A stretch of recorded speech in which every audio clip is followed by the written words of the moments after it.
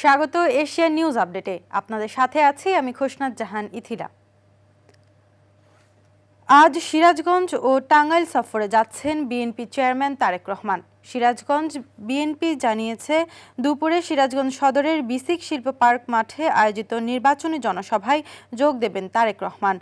পরে বিকেলে যমুনা সেতু টাঙ্গাইল ঢাকা মহাসড়কের দরুন চরজোনা বাইপাস সংলগ্ন খোলা মাঠে আয়োজিত জনসভায় বক্তব্য রাখবেন তারেক রহমান।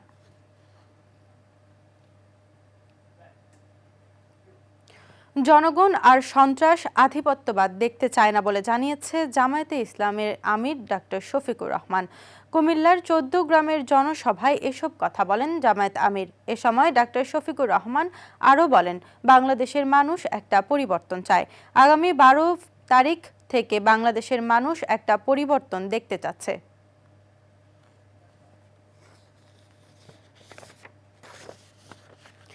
সংসদ নির্বাচন ও গণভোটকে সামনে রেখে সার্বিক নিরাপত্তা নিশ্চিত করতে বর্ডার গার্ড বাংলাদেশ দেশব্যাপী বিস্তৃত প্রস্তুতি গ্রহণ করেছে। বিজিবি সদর দফতর সূত্র জানায়, দেশের সীমান্ত সম্পূর্ণ সুরক্ষিত রেখেই সারা দেশে 37,000-এরও অধিক বিজিবি সদস্য মোতায়েন থাকবে। দেশের 495টি উপজেলার মধ্যে 489টি উপজেলায় বিজিবি নির্বাচনী দায়িত্ব পালন করবে।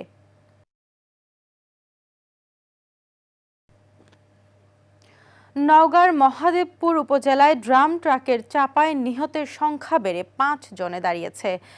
ভোরে উপজেলার পাটকাঠি এলাকায় এই ঘটনা ঘটে। মহাদেবপুর থানার ভারপ্রাপ্ত কর্মকর্তা জানান, ড্রাম ট্রাকটি মহাদেবপুর থেকে পত্নীতলার দিকে যাচ্ছিল। পথিমধ্যে ট্রাকটির নিয়ন্ত্রণ হারিয়ে একটি ভ্যানকে চাপা দেয়। এতে ঘটনাস্থলেই 2 জন নিহত হন।